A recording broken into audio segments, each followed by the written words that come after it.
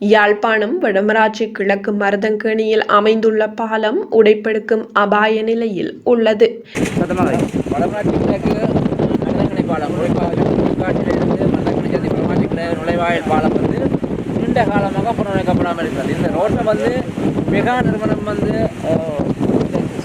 புனரமைச்ச பகுதியிலும் கிட்டத்தட்ட ஒரு பாலத்துக்கு வடக்கு பக்கத்தால் ஒரு 100 மீட்டர் மட்டிலும் தெற்கு பக்கத்தால் 100 மீட்டர் மட்டிலும் அதை செப்பனிடப்படாமல் செய்யப்படுகிறது.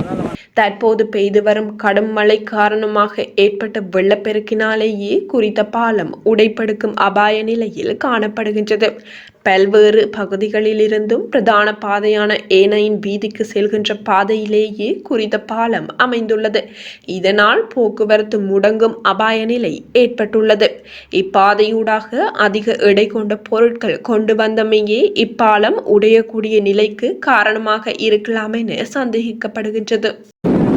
இந்த பாலங்களை திருத்தாத பணியில், அதாவது யாராவது ஒரு அரசியல் தலைவர் ஜனாதிபதி ரணில் விக்ரமசிங்க வரப்போறார் என்று சொன்னால் ஒரு பொய்யான வேலையை செய்வாங்க. இந்த பொய்யான வேலையை செய்து இந்த ரோட்டை இந்த பாலத்தை இப்படியே ஒரு கட்டத்தில் விட்டுடுறாங்க. இதுக்கு முன்பதாகவும் மக்களோடு நாங்கள் சேர்ந்து இதை நாங்கள் அறிவிச்சிருக்கிறோம் அதிகாரிகளுக்கு.